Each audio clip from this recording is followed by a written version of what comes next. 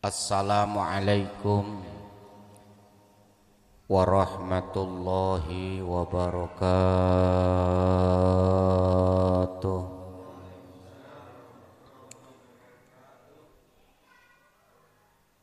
Ya Rabbi bil Mustafa balligh maqasidana waghfir lana mahmadha ya wasi'al karami. Ya Rabbi bil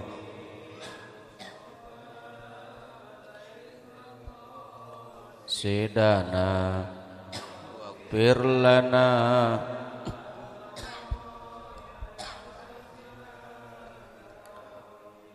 Maulaya salli wa sallim daiman abada ala habibika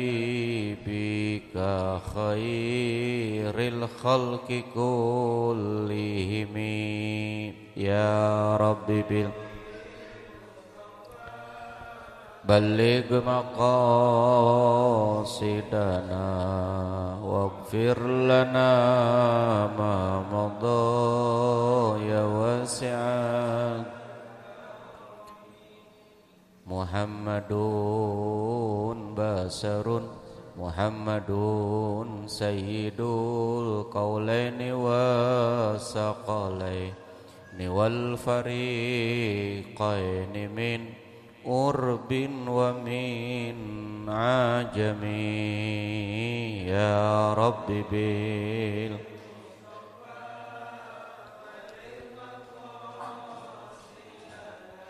waghfir lana ma madha ya wasi'al. Allahumma salli wa sallim wa barik alaihi wa ala alihi wa sahbihi. Alhamdulillah, alhamdulillahilladzi jama'ana fi hadzal majlisi ta'lim li talibil ilm. Ashhadu an la ilaha illallah wahdahu la syarikalah wa ashhadu anna sayyidana wa nabiyyana Muhammadan abduhu wa rasuluh. Allahumma salli wa sallim wa barik ala sayyidina Muhammadin wa ala alihi wa sahbihi wa man tabi'ahum bi ihsanin ila yaumiddin. Subhanaka la ilma lana illa ma 'allamtana innaka antal alimul hakim. Allahumma lakal hamdu wa ilaikal mustaka wa antal musta'an. La haula wa la quwwata illa billahil aliyyil adim. Hadratal muhtaramin wal mukarramin, segenap para alim ulama, para sepuh, para bini sepuh, bapak-bapak, ibu-ibu, jamaah Majelis Ta'lim Al-Azhar, moga-moga semua pada panjang umur, amin. Panjang umur dalam keadaan sehat walafiat, panjang umur dalam keadaan murah rezeki, gampang segala urusan-urusan kita, amin ya rabbal alamin. Bil khususil khusus orang tua kita, sesepuh kita, tua Majelis Ta'lim Mushola Al-Azhar, Bapak Kiai Haji Abdul Muhdi Al-Ansori matta'anallahu fi tuli hayati. Kita doakan beliau selalu sehat walafiat, diberikan panjang umur, dan juga putra putri anak cucu keturunannya semoga menjadi putra putri anak cucu keturunan yang soleh dan yang solehah. Wabil khusus yang sama-sama kita muliakan Umi Hajah Maimunah, juga yang saya hormati MC kita Bapak RT siapa? RT 11 ya ini ya. RT 10. Yang saya hormati, mudah-mudahan Allah muliakan Pak Panji juga alhamdulillah semoga sehat walafiat. Pak Joko juga alhamdulillah juga mudah-mudahan sehat walafiat. Pak Sauri alhamdulillah sehat walafiat. Sebelahnya Pak siapa? Bance, Pak Nawawi, Pak Mujiono, Pak Ali alhamdulillah. Daeng alhamdulillah juga sehat walafiat. Bapak Haji Raspan juga mudah-mudahan berkah.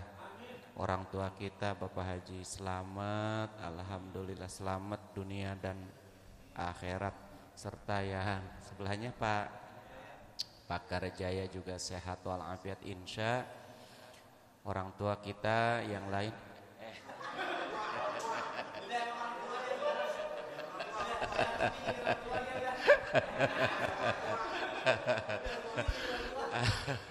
ya orang tua kan udah punya anak ya. Alhamdulillah kemarin akhina fillah al-mukarram Bapak Ustadz Jamal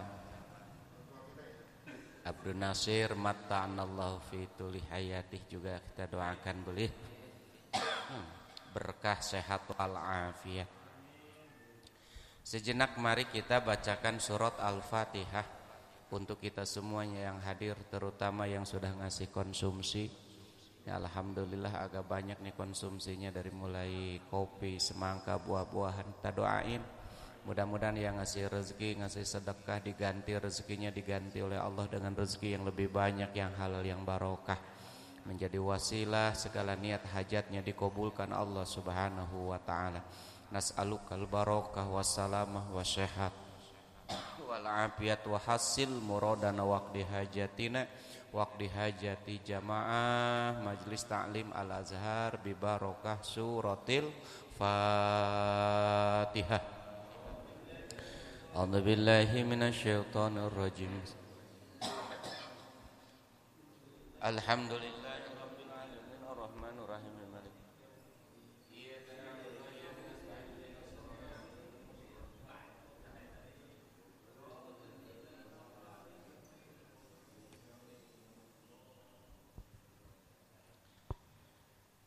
Jamaah sekalian yang dimuliakan Allah, di dalam pelajaran kita yang lalu kita pernah bicara tentang masalah sholatul jamaah. Betul ya?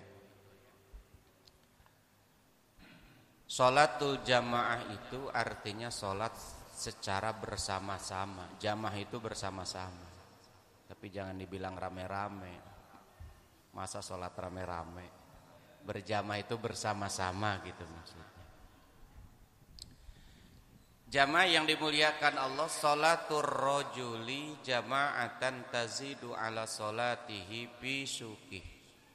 Sholat seseorang itu dengan berjamaah itu lebih utama daripada sholatnya dia fi syukihi, di pasar, wa baitihi, ataupun di rumah, bid'aw wa isyrina darajatan, dengan selisih pahalanya itu, derajatnya itu 27 derajat. Ini kemarin sudah dijelaskan. Jadi kalau sendiri mah 1, kalau berjamaah mah 27. Maka bagi orang yang memang punya pemikiran lebih leluasa ke depan dan pikirannya adalah keuntungan, maka lebih memilih sholat berjamaah ketimbang sholat sendiri. Nah, para jamaah sekalian yang dimuliakan Allah, wa dzalika anna ahadahum idza tawaddo'a fa ahsanal wudu'a, anna ahadahum, sesungguhnya di antara salah seorang kalian semua, idza tawaddo'a, apabila berwudu, fa ahsanal wudu'a, lalu memperindah wudunya, fa ahsanal wudu'a, lalu memperbagus wudunya, maksudnya menyempurnakan wudunya. Tidak asal wudu tetapi dengan sunnah-sunnahnya dia perhatikan. Sebab ada orang yang fardunya doang, sunnah ditinggalkan, Pak. Betul apa betul? Padahal waktu bukan saat-saat lagi darurat. Maka sempurnakan wudu. Yang dimaksud sempurna wudu itu bukan hanya sekedar fardu, tapi sunnah. Summa ata al masjidah, kemudian dia datang al masjidah ke masjid. La yuridu illa sholata, tidak ada niat dan maksud kecuali untuk melaksanakan sholat. La yanhazuhu illa sholat, dan tidak ada yang membangkitkan ataupun dia keluar dari rumahnya kecuali tujuan untuk apa? Sholat. Lam yakhtu khutwatan illa rufi'ah biha darajah. Maka reward yang bakal diberikan oleh Allah kepadanya itu tidaklah dia melangkah khutwatan, satu langkah, illa rufi'a biha darajatan, kecuali menjadi derajat kemuliaan baginya. Hebat, luar biasa. Tapi penyakitnya penyakit jadul, Pak. Males. Betul apa betul? Al-malesu. Males sama lesu itu penyakit jadul. Wa khutta anhu biha khati'atan. Selain daripada setiap langkahnya itu menjadi derajat kemuliaan, juga langkahnya itu menjadi penghapus setiap dosa-dosanya. Ya Allah, luar biasa. Hatta yadkhulal masjidah, sehingga dia masuk ke masjid. Nah, para jamaah yang dimuliakan Allah, ibarat kata penghapus. Jadi dosa-dosa itu umpama tertulis di buku itu, maka kalau ibarat kata sholat berjamaah itu ibarat kata penghapus. Dulu kan ada penghapus ya, Pak. Penghapus yang wangi itu. Kadang-kadang ngiler juga dengan baunya, aromanya. Waktu kecil kita sekolah kan ada yang namanya apa? Ya kayak permen karet yang wangi kan? Sekarang masih ada ya? Oh, masih ada. Soalnya udah nggak sekolah sekarang.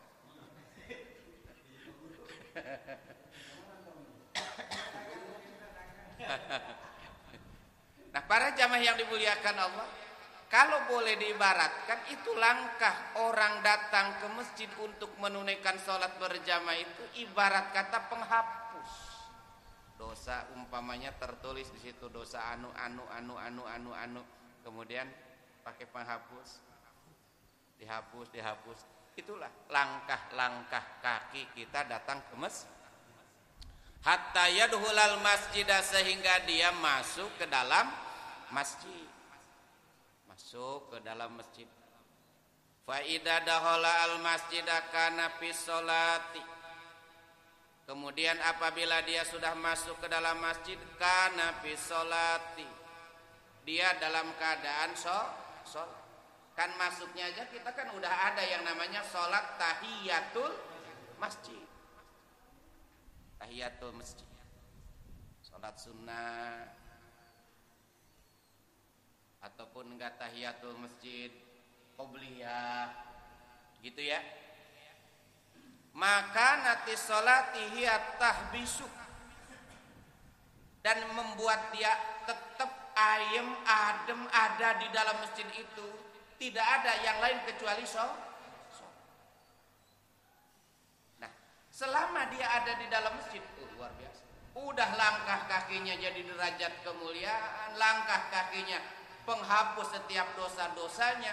Ketika masuk ke dalam masjid, wal malaikatu yusholluna ala ahadikum. Para malaikat-malaikat itu yusollun. Kalimatnya yusollun fil mudhari. Selalu bersolawat ataupun selalu mendoakan ala ahadikum atas salah seorang di antara kalian madama fi majlisihi alladzi shalla fi, selama dia ada di tempat itu dan dia sedang dalam keadaan sholat. Didoain tuh sama malaikat. Didoain tuh sama malaikat. Kata malaikat, Allahumma arhamhu, Allahumma gfir lahu, Allahumma tub alaihi. Ya Allah, kata malaikat, sayangilah dia. Itu malaikat. Gak kelihatan nama kita. Kalau kelihatan para malaikat nama kita, orang pada berbondong-bondong. Nah malaikat itu ngedoain. Kata malaikat, ketika kita masuk ke masjid, niatnya untuk sholatul jamaah, selama dia ada di dalam masjid, para malaikat nggak henti-hentinya ngomongnya begini, Allahumma arhamhu, ya Allah,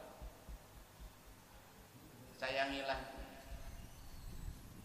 ya Allah, kasihanilah. Kita didoain sama malaikat. Kira-kira doanya malaikat mustajab apa enggak? Ini kira-kira doanya malaikat diterima apa enggak? Diterima. Betul apa betul? Malaikat yang doain.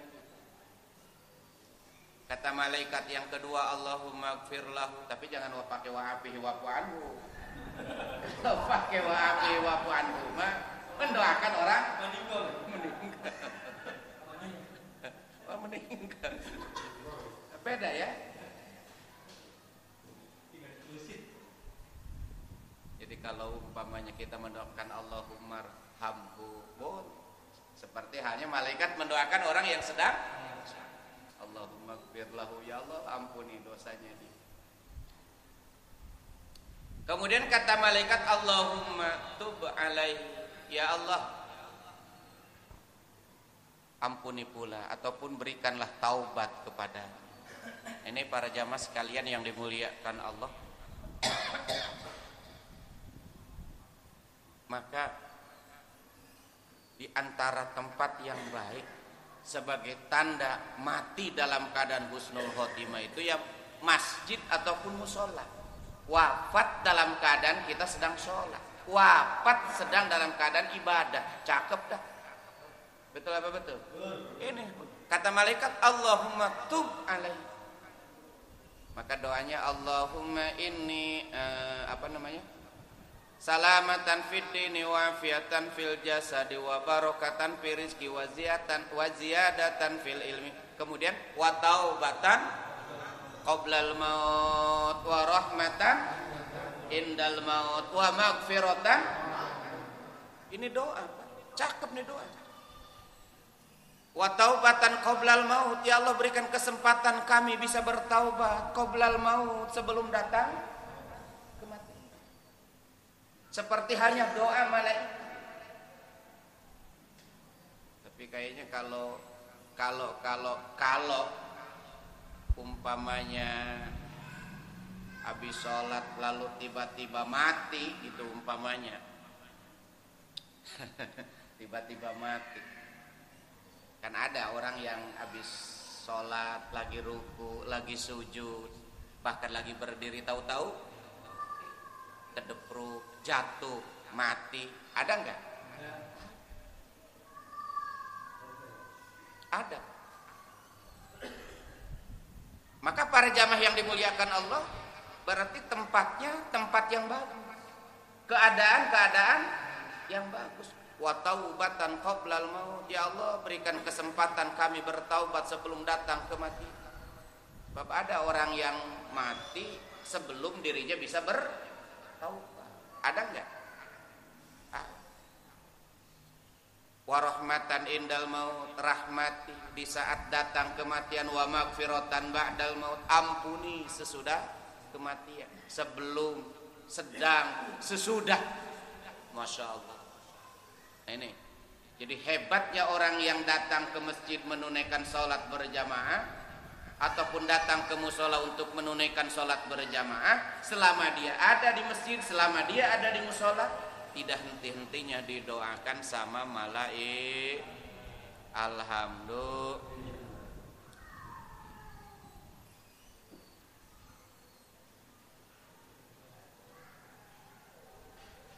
Tapi dengan catatan nih, malam yuhdis fihi. Pertama, selama dia tidak mengganggu. Selama dia tidak mengganggu. Mengganggu siapa? Yang lain. Ataupun malam yuhdis fihi, ataupun selama dia tidak berhadas, batal wudunya gitu ya. Jadi selama dia masih ada di masjid dan masih punya wudu, maka terus didoain sama malaikat. Ini para bapak, para jamaah yang dimuliakan Allah, dahsyatnya daripada sholat berjamaah. Tapi kalau umpamanya sudah ngobrol-ngobrol di dalam masjid, ngobrol-ngobrol habis sholat, ngalor ngidul, apalagi urusan-urusan dunia, udah berhenti tuh malaikat tuh. Ngedoainnya udah berhenti. Ini ya, maka kesempatan bisa datang ke masjid itu kan sudah menjadi karunia. Tidak semua orang bisa datang ke masjid. Betul apa betul? Ada peribahasa mengatakan, gunung didaki, lautan diseberangi, giliran masjid dilewati. Betul apa betul? Makanya sering kita mendengar para jamaah sekalian yang dimuliakan Allah, kalau pernah kita hilang sendal di masjid itu bencana kecil. Tapi kalau sendal kita tidak ada pernah di masjid, baru musibah-musibah besar. Sendalnya nggak pernah ada di mana? Di masjid. Betul betul. Jadi kalau hilang sendal di masjid musibah kecil. Tapi kalau sendal tidak pernah ada di masjid, musibah. Berarti nggak pernah datang ke mana? Giliran mati kepengen dibawa ke masjid, waktu hidup nggak pernah datang ke masjid.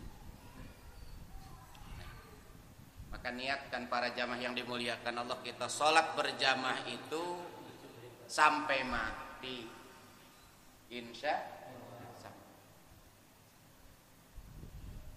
Jadi datang ke masjid itu sampai mati, jangan baru mati datang ke masjid. Cakep kan? Itu selesai ya untuk pelajaran itu yang lalu. Kita lanjut ya hadis yang selanjutnya.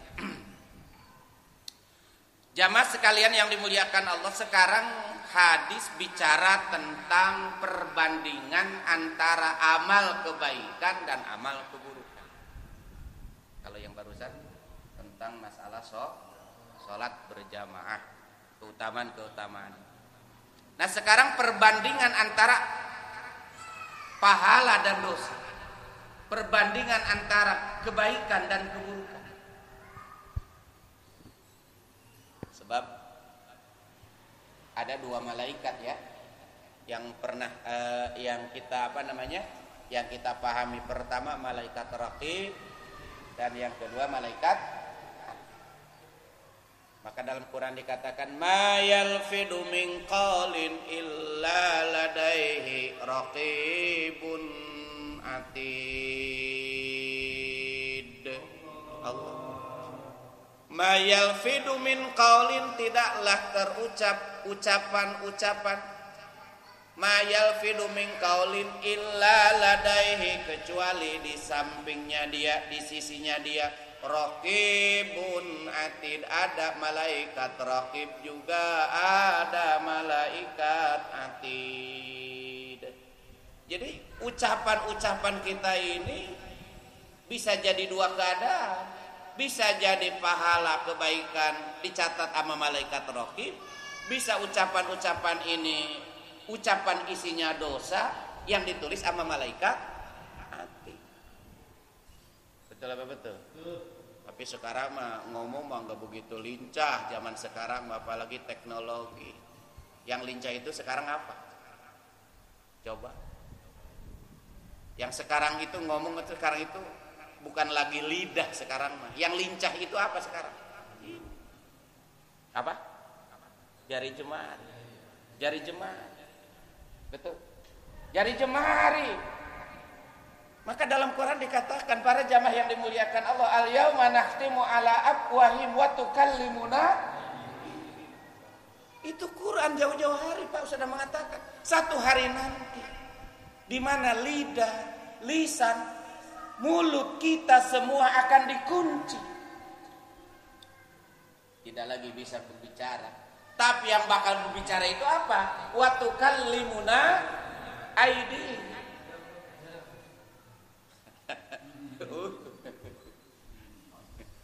Harus Bapak. Wa tukallimuna aidihim. Jadi yang akan berbicara, kami akan berbicara itu aidihim, tangan-tangan mereka. Quran udah begitu ya. Ini kecanggihan teknologi. Gadget masa jarang sekarang yang pakai sama voice record apa yang direkam itu jarang. Tapi rata-rata pakai apa? Di mana lu? OTW. Tunggu gua bentar. Betul apa betul? Nah, kita perbandingan antara kebaikan dan keburukan. Jadi judul ngaji malam hari ini perbandingan antara kebaikan dan keburukan, antara pahala dan dosa.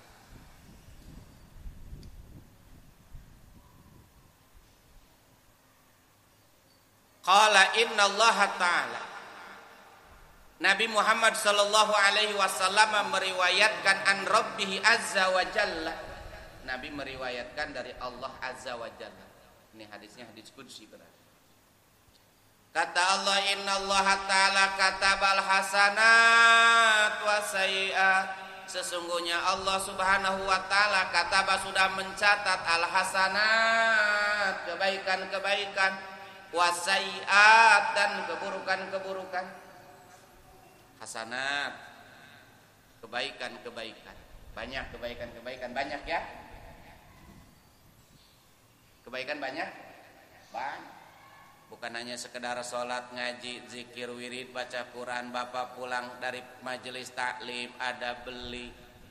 Disingkirkan itu beli ke tempat yang aman karena takut terlindas motor, keinjak orang. Pahala apa enggak? Apa? Insya. Bahkan para jamaah yang dimuliakan Allah dalam surga. Di dalam surga ada satu kisah. Ada seseorang itu bersenang-senang, yataqallabu fil jannah. Seseorang itu bersenang-senang di dalam surga. Dan anehnya, amal yang memasukkan dia ke dalam surga itu bukan amal yang istimewa. Amal istimewa itu maksudnya zikir wirid sampai lupa makan, lupa minum, umpamanya, ataupun sholat beratus-ratus rokaat gitu, ataupun sodakoh yang bermiliar-miliar gitu. Tapi amalnya dia itu, para jamaah yang dimuliakan Allah, ketika ditanya sama malaikat, ya fulan, Anda ini ada di dalam surga, bersenang-senang di dalam surga. Apa yang menjadi penyebab Anda masuk ke dalam surga? Kata si fulan ini, fulan itu seorang ya,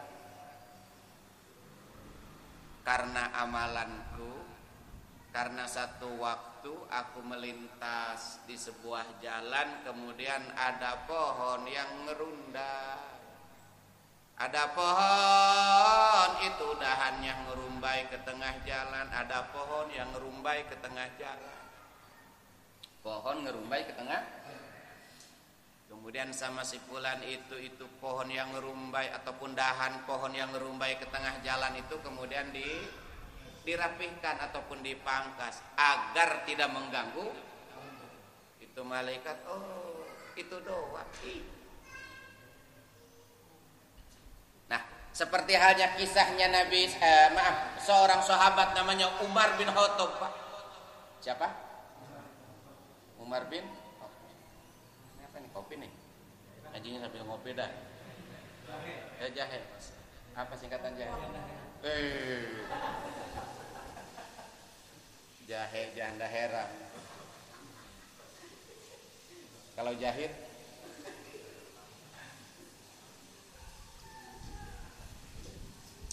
bener. Aja mah gak usah buru-buru ngejahe-jahe. Apa tuh?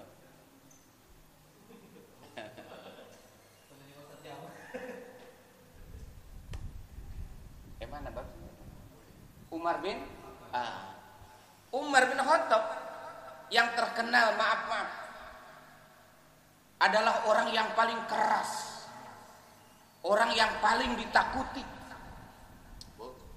Umar bin Khattab, Pak, kalau meluruskan sholat itu nggak pakai kata-kata yang lemah lembut. Tapi Umar bin Khattab itu kalau merapatkan sop barisan sholat itu dengan apa?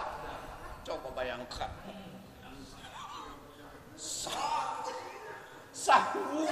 Kalau ada tangannya begini, patah udah dah. Umar. Hah? Umar bin Khattab. Ke pedang. Sawu. Apa dah? Kakinya cuci dulu. Dah.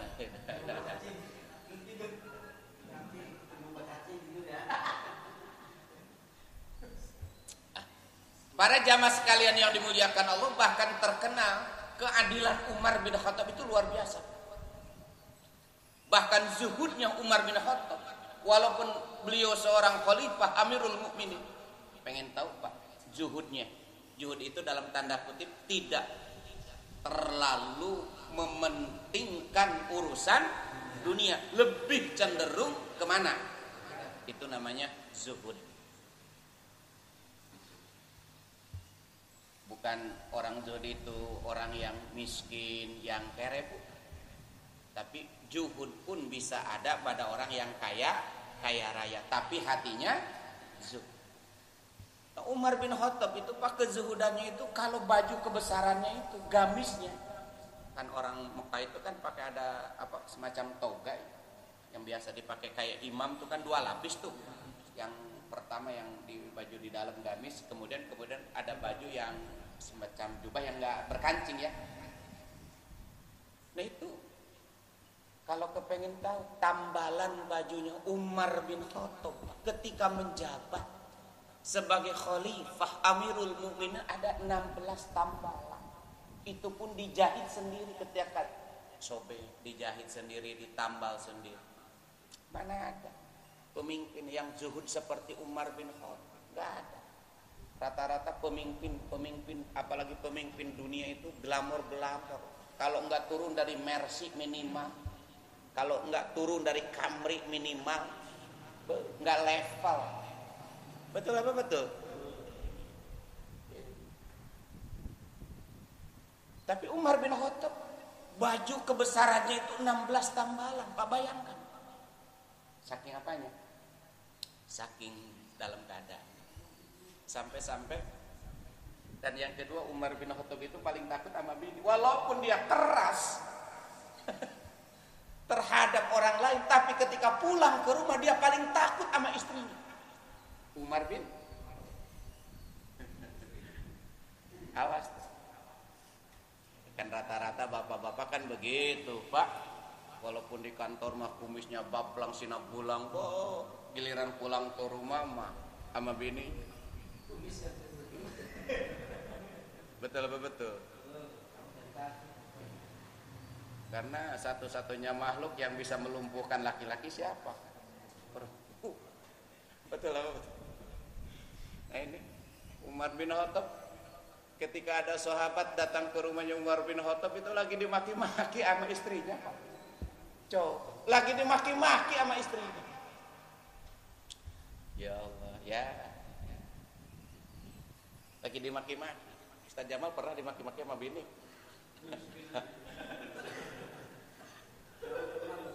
Kalau kita dimaki sama bini, wah ditampar tuh bini. Songo. Betul betul. Umar bin Khattab diam, Pak. Jadi Bang Ali kalau mau ngikut Umar bin Khattab pas bininya ngomel udah diem banget.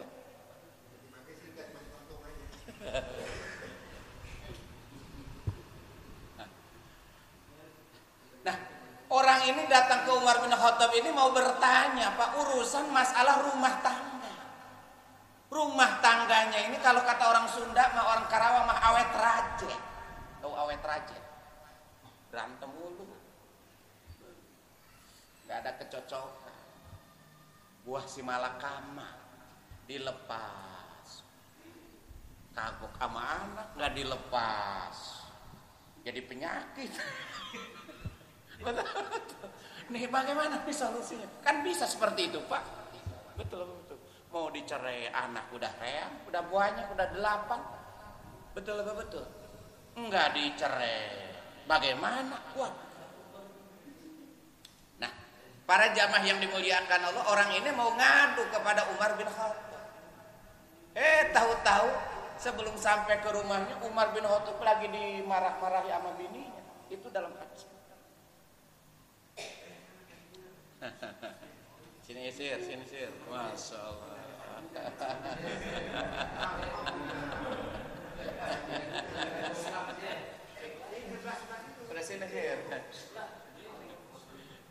Subhanallah. Nah, para jamaah yang dimuliakan Allah, ketika orang itu, sahabat itu pulang, dipanggil sama Umar bin Khattab. Mas, mari. Kamu datang kemari mau ngapain?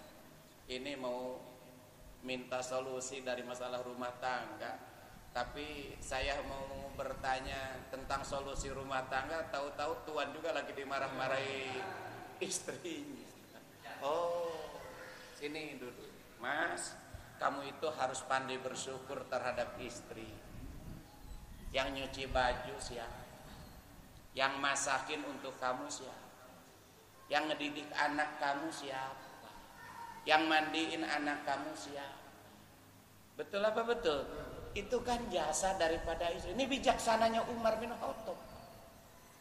Gak mentang-mentang suami yang nyari duit lantang bertolak pinggang umpamanya. Betul apa betul? Oh, kata Umar bin Khattab begitu. Karena semua itu adalah kewajiban suami. Masak kewajiban suami. Ini dengerin, Bu. Masak kewajiban suami, cari nafkah kewajiban suami, ngedidik anak juga kewajiban suami, ke pasar juga kewajiban. Istri ngapain? Istri mah cukup satu, tunduk patuh kepada perintah suami, jaga kehormatan dirinya. Tuh. Jadi semuanya itu kewajiban siapa? Kewajiban suami. Kewajiban suami. Kewajiban istri hanya patuh kepada perintah suami. Kata suaminya, "Ma, bikin kopi." Bikin. "Ma, masak." "Ma, nyuci baju." "Ma, urusin bocah." Betul apa betul? Kata istrinya, iya. Nah itu. Udah 8:30. Nah, para jamaah yang dimuliakan Allah, Umar bin Khattab ketika mati nih, lalu dimimpikan dengan sama ulama-ulama yang maaf, ulama soleh bermimpi ketemu dengan siapa? Dengan Umar bin Khattab setelah meninggal. Lalu ulama soleh ini tanya kepada Umar bin Khattab, "Ya Umar, ma fa'alallahu bik? Apa yang Allah berikan kepada Anda? Apa yang sudah Allah berikan kepada kamu?" Kata Umar bin Khattab, "Allah sudah ampuni dosa-dosa saya. Allah sudah mengampuni dosa-dosa." Kata ulama soleh tersebut, dengan sebab apa Allah mengampuni dosa-dosamu? Apakah dengan sebab keadilanmu? Apakah dengan sebab kejuhudanmu? Apakah dengan sebab ibadahmu yang begitu luar biasa? Umar bin Khattab itu kalau siang puasa, Kalau malam sholat malam. Dan jarang sekali tidur siang. Umar bin Khattab kalau tidak ngantuk-ngantuk berat amat. Beda dengan kita. Betul apa betul? Bentar-bentar. Kalau Umar bin Khattab itu, tidurnya sebentar, Pak. Kalau kita bentar-bentar tidur. Itu bedanya begitu.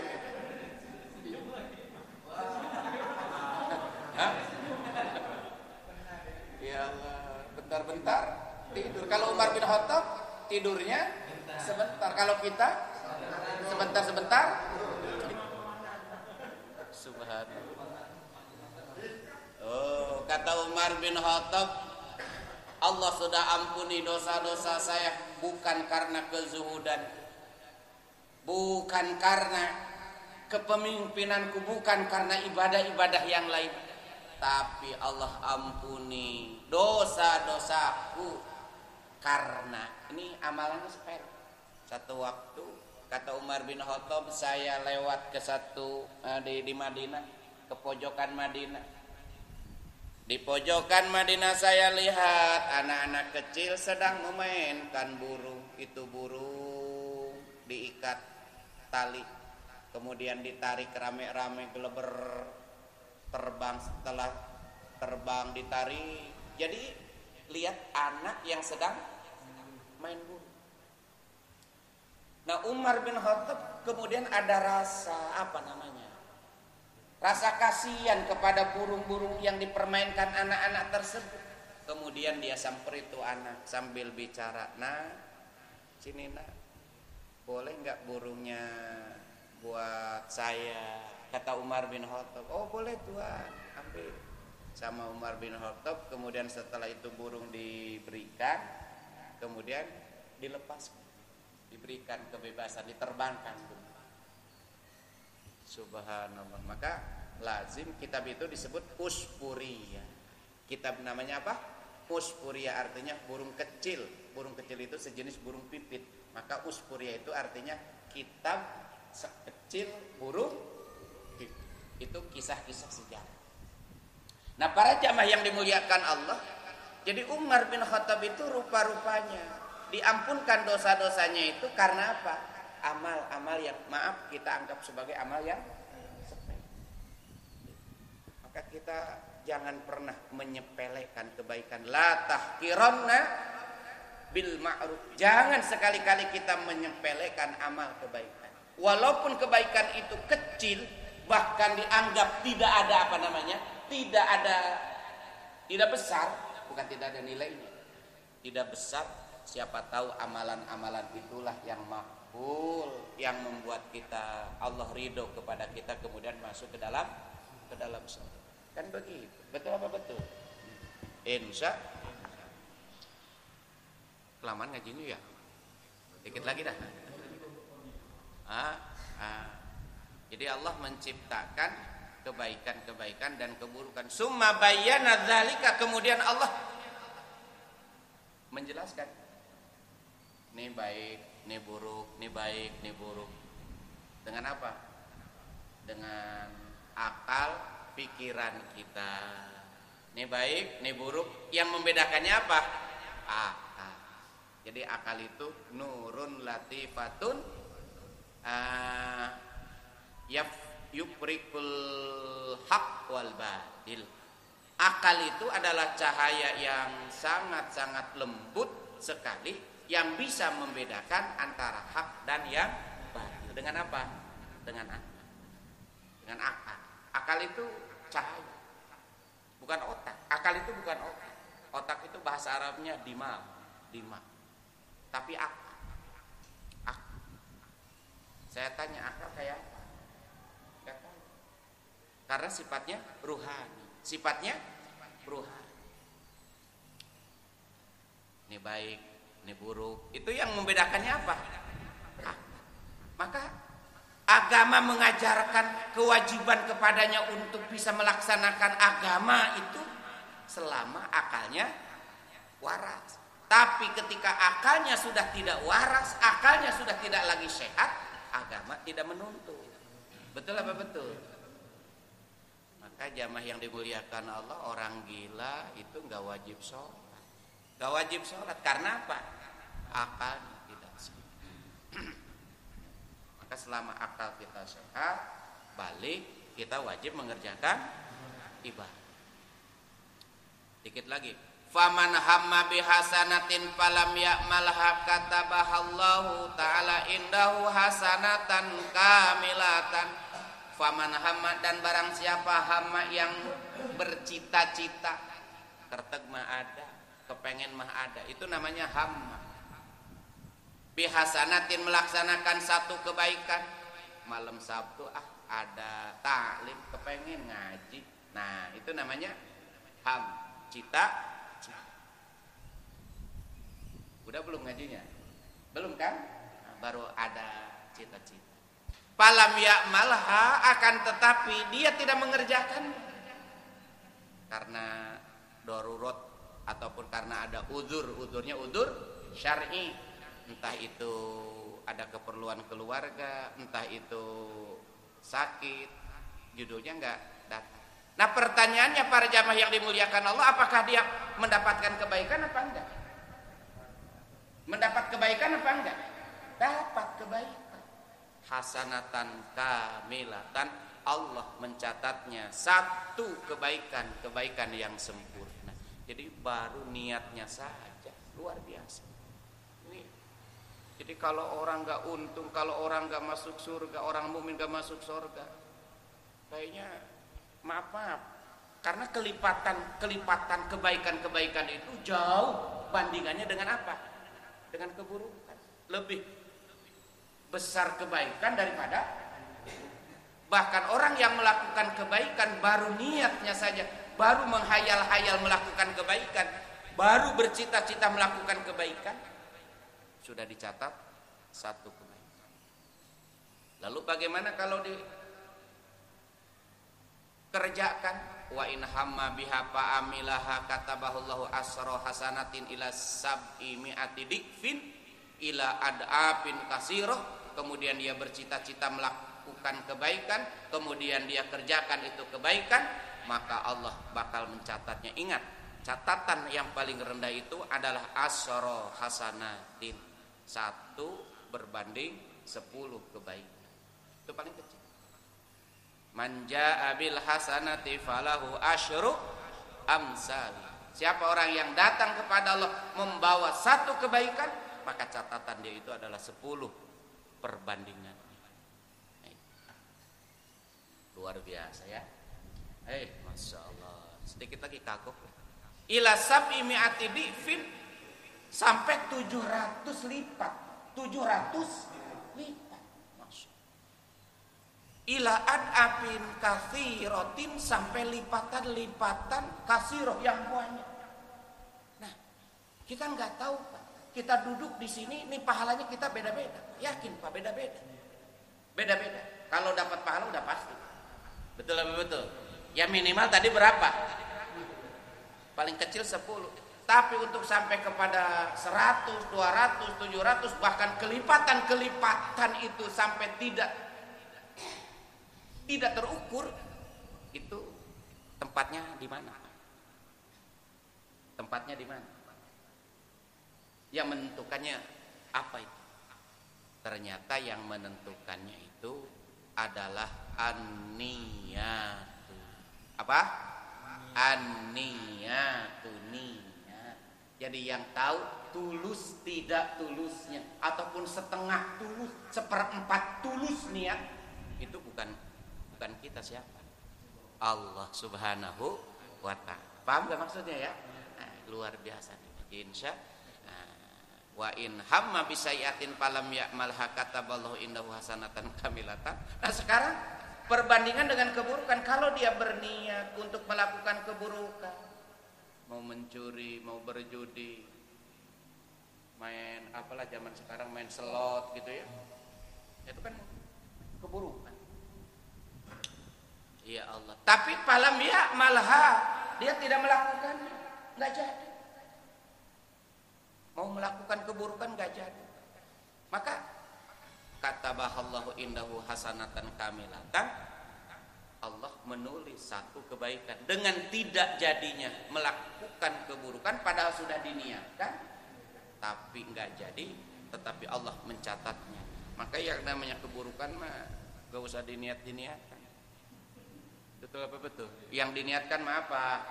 Kebaikan, niat sholat, mau zikir, niat mau baca Quran, niat aja dah dulu dah.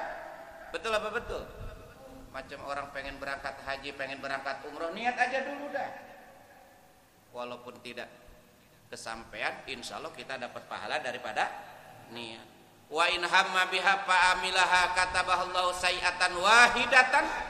Apabila dia berniat melakukan keburukan kemudian dia kerjakan itu keburukan, Allah mencatatnya pun hanya satu.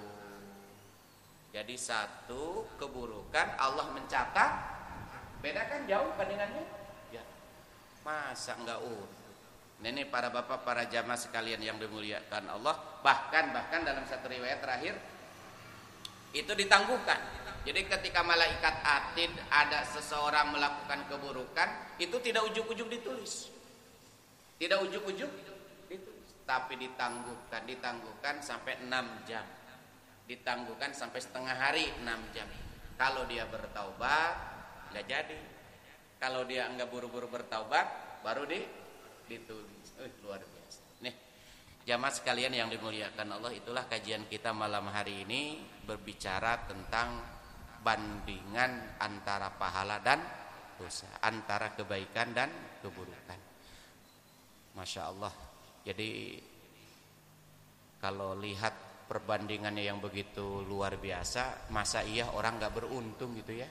Masa iya orang gak beruntung? Maka oleh karena itu para jamaah yang dimuliakan Allah, maka perlunya memasang niat yang tulus, niat yang ikhlas.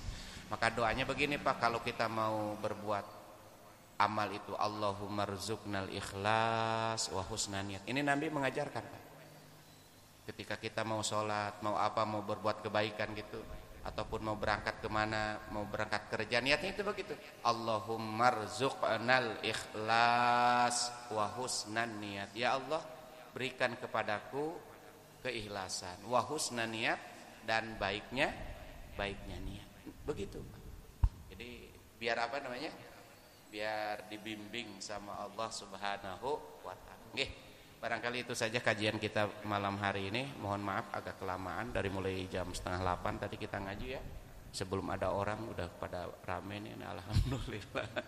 Insya Allah. Nggih, barangkali kita buka sesi tanya jawab. Barangkali ada yang mau bertanya-tanya tentang masalah apa saja dah pelajaran yang sudah disampaikan. Bismillah. Assalamualaikum warahmatullahi wabarakatuh. Masalah niat tadi Pak Ustadz yang tadi bilang kalau kita niat sebelum melakukan sudah mendapatkan pahala. Tapi ada niat yang akan membawa kita tuh ke dalam keburukan. Artinya seperti nazar itu bagaimana? Ada perbedaan niat yang mencapai satu kebaikan sebelum melakukan dengan niat nazar. Kan sama-sama niat nih. Cuman nazar itu kan pasti ada relevansinya kalau nggak dilakukan. Tapi kalau niat-niat yang biasa mungkin dapat pahala. Nah, satunya kedua, dalam sholat berjamaah, hukum wanita mengimamkan laki-laki bukan ya, maksudnya perempuan mengimamkan perempuan itu bagaimana? Perempuan mengimamkan makmum perempuan. Terus yang kedua, sholat Jumat itu hukumnya untuk wanita menghadiri sholat Jumat jamaah itu apa? Sunnah apa wajib atau dan sebagainya, kita juga kepingin tahu. Nah udah gitu yang keempat ini Ustaz, saya kalau misalnya ada orang jamaah nih udah jamaah nanti selesai, satunya kan tinggal terakhir tuh, datang lagi satu koklok gitu loh, selesai lagi jamaah, satunya ketinggalan lagi, datang lagi satu nyepok lagi sampai itu berurut bertangga-tangga gitu, itu nggak apa-apa ya. Sampai berurut-urut tuh sampai, nah, namanya orang itu nggak tahu kali kalau dia tuh udah jamaah terus tepok lagi jadi jamaah lagi. Itu aja. Sekian, terima kasih. Assalamualaikum warahmatullahi wabarakatuh. Antara nazar dan niat beda. Sekali lagi, nazar itu makna lain daripada sumpah. Jadi bernazar itu artinya bersumpah. Dan bersumpah itu mesti menggunakan lafadz wallahi, billahi, tallahi. Kemudian nadar pun tidak boleh dilakukan itu nadarnya pertama kalau yang dinadarkannya itu maksiat. Saya bernadar melakukan maksiat, umpamanya kalau kebeli mobil, kebeli rumah, saya niat itu maksiat. Kalau niat maksiat, bernadar maksiat, gak boleh. Jadi aslinya jangan dikerjakan. Lalu yang kedua,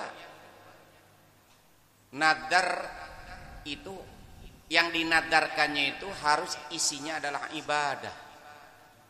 Harus isinya bernilai ibadah. Contoh, kalau saya begini, saya bersumpah, saya bernadar ingin bangun musola, ingin bangun masjid, memberikan sumbangan kepada fakir, miskin, membantu. Nah itu begitu. Ataupun ingin puasa lah sehari ataupun ingin sholat sunnah, itu boleh nggak? Boleh. Tapi kalau isi nadarnya itu sesuatu yang tidak bernilai ibadah, nggak usah dilaksanakan. Kalau umpamanya jagoan saya dapat nih, menang nih, saya gundul kepala saya, umpamanya dia punya apa namanya punya tim favorit atau apalah umpamanya, ya dia ngomong kalau tim kesebelasan saya menang nih, ya saya bernadar nih, umpamanya saya dicukur nih, dibotakin, diplontosin,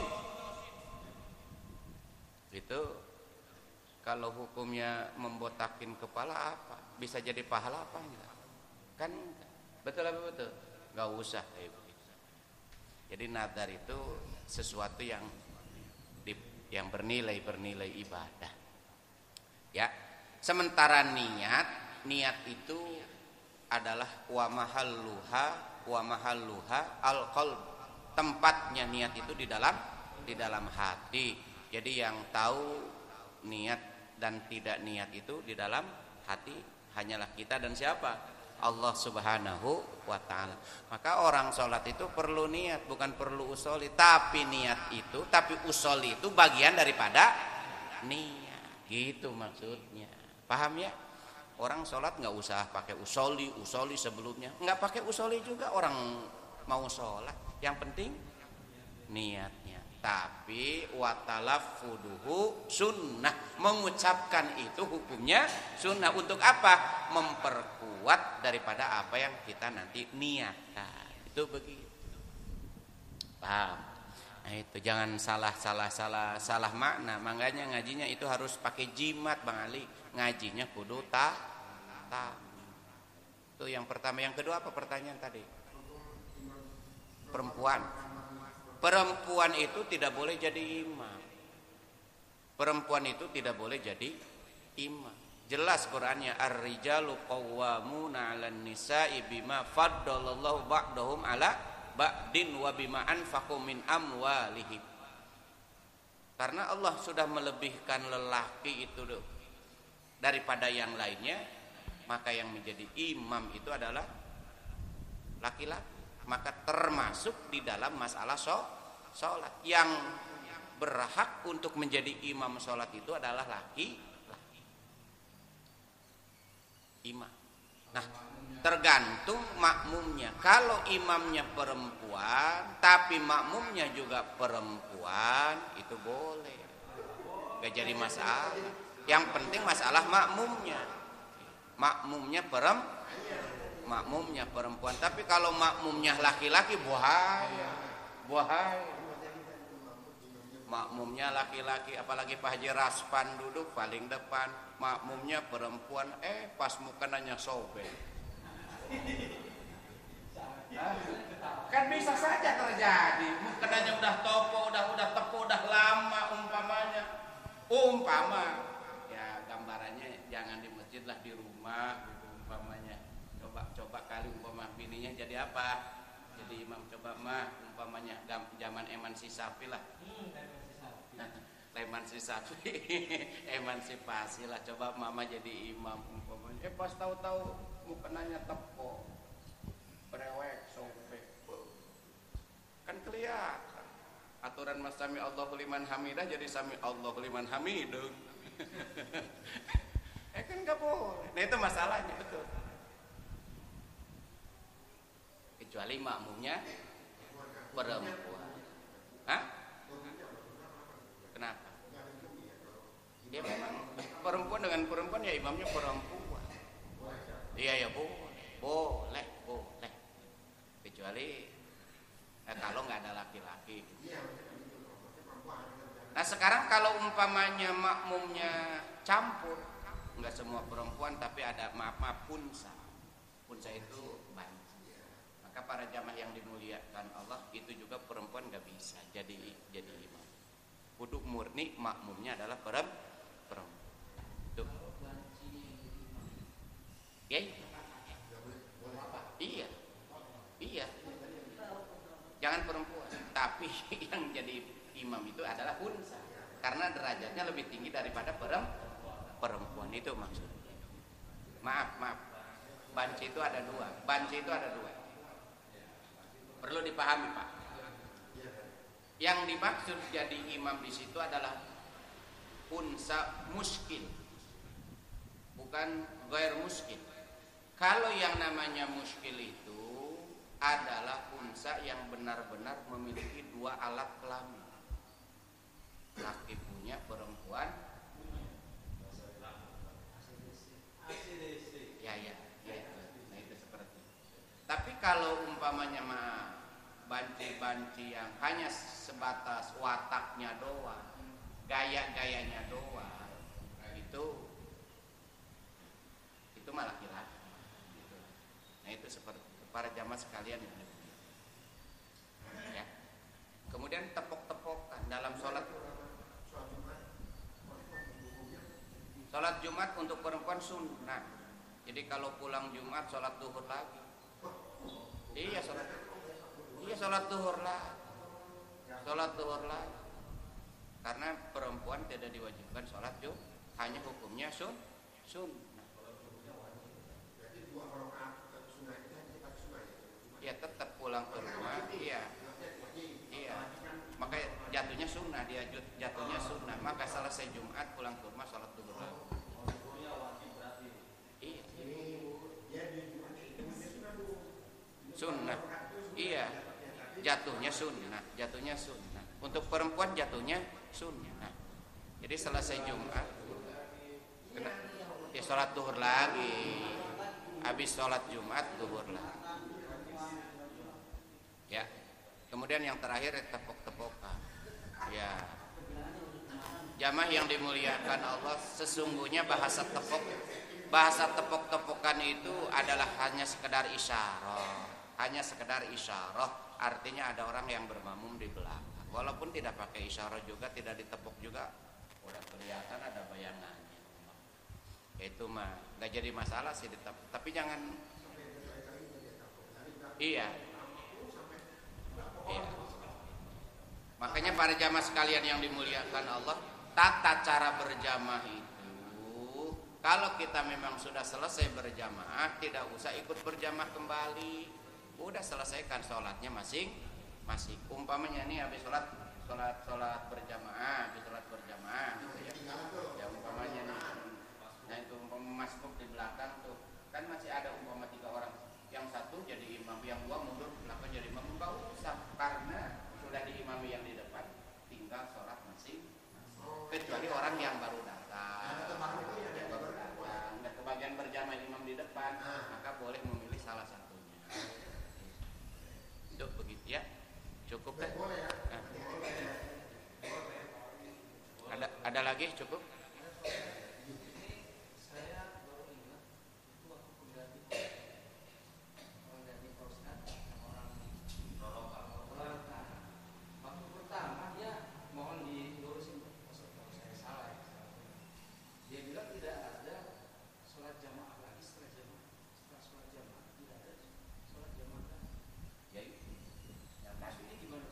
Kalau udah selesai berjamaah dengan imam yang pertama, maka dia nggak usah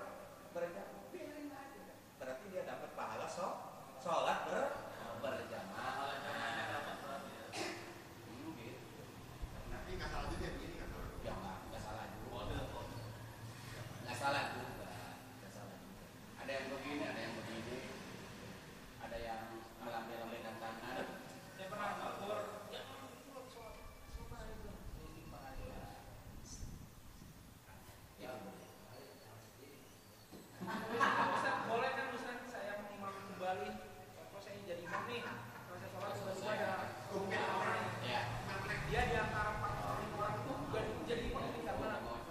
kita sholat jadi ya itu termasuk kategori intidaw sholat ba'da sholat. Jadi menunggu sholat sesudah sholat. Jadi karena yang orang ini yang mau jadi imam kemudian kita jadi padahal kita sudah sholat.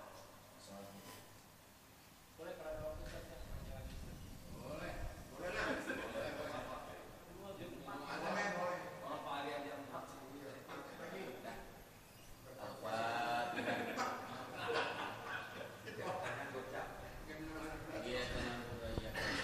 Shiratal mustaqim shiratal ladzina an'amta 'alaihim ghairil maghdubi 'alaihim waladdallin amin wa fa'na ya karim wa fa'na ya rahman irhamna ya Allah ya farjal hami ya kashifal ghammi ya mali amdihi yaghfir wa yarham Allahumma ya Allah ya Allah ya Allah biha ya Allah biha ya Allah bi husnil khatimah Rabbana taqabbal minna innaka antas samiul alim wa tub alaina innaka antat tawwabur rahim ya farijal hami ya kashifal ghammi ya mali amdihi yaghfir wa yarham da'wahum biha subhanakallahumma wa tahiyyatuhum biha salam wa akhiru da'wahum anil hamdulillahi rabbil alamin. Terima kasih. Assalamualaikum warahmatullahi wabarakatuh.